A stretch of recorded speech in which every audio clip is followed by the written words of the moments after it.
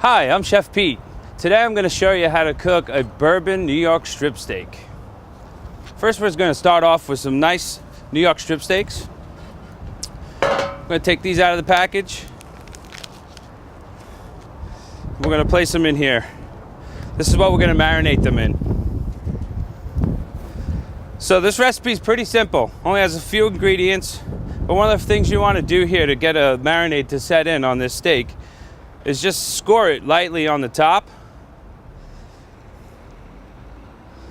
Just some hash marks. You don't want to go in maybe 1/16 of an inch thick. Once we get those on, we're just going to pour some bourbon on top. So just like a wine, if you have bourbon in the house, just use what you have. It doesn't have to be any particular brand. So we're going to pour this on. Got about a cup and a half, 2 cups of bourbon. Okay, to take the bite off of the bourbon, we're going to pack a little brown sugar on top of these steaks. So you're going to want to rub this on, push it down a little bit, and then we're going to let this sit. You can let this sit out at room temperature for about 45 minutes to an hour and it'll be ready to go. Or you can place it in the refrigerator for about 3 hours. Probably don't want to let this go overnight. That bourbon will take over too much. Okay, I have some that I prepared already. See that right here? See the color that's in the bourbon?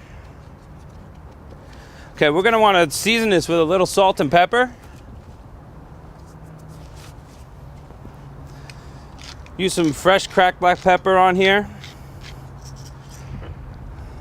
A little bit of kosher salt.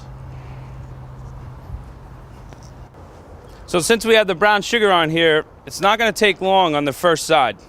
Typically, you're going to want to cook a steak halfway on one side, halfway on the other. But because of the brown sugar on this one side, it's going to caramelize up pretty quick. So you're just going to let it go for a few minutes. 2-3 minutes till it gets a little dark, nice caramelized. Then we're going to flip it over, turn down the heat a little bit, and let it finish cooking the rest of the way on the other side. Okay, these are going to probably take another 6 or 7 minutes to get medium rare on this side. So I'm going to close the lid. It's going to help speed that up a little bit, and then we'll be back to take those off the grill.